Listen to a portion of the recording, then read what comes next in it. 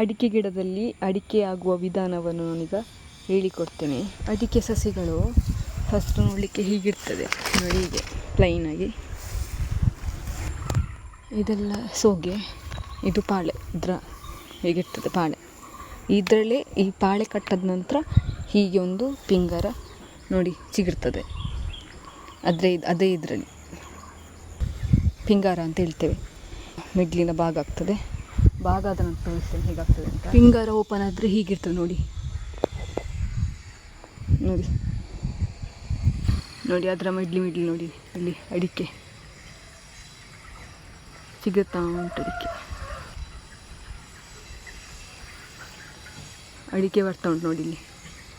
Last ಹೀಗಾಗ್ತದೆ green ಆಗಿ. ಇದೆಲ್ಲ ನೋಡಿ ಇಲ್ಲಿ ಚಿಕ್ಕದೆಲ್ಲ ಇಲ್ಲಿ ಉಂಟು, ಸ್ವಲ್ಪ ದೊಡ್ಡದಾಗಿದೆ ಇದೆಲ್ಲ ಅಡಿಕೆ. ಇದು ಕಾಯಿ ಅಡಿಕೆ, ಹಣ್ಣಾಗಬೇಕು. ಇದು ಲಾಸ್ಟ್ ಪ್ರೋಸೆಸ್.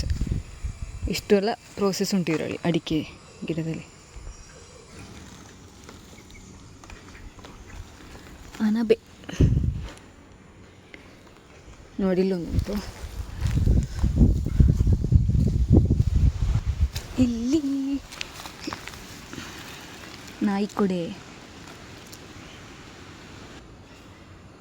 ಅಂತ ಹೇಳ್ತೇವೆ. ಅನಬೆ, ಮಶ್ರೂಮ್,